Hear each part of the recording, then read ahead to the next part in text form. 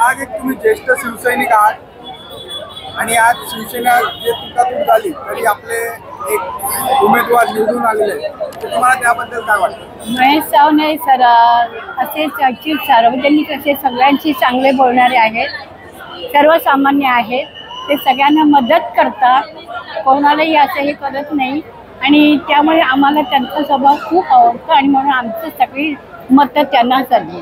जिंदाबाद जिंदाबाद शिवसेना जिंदाबाद।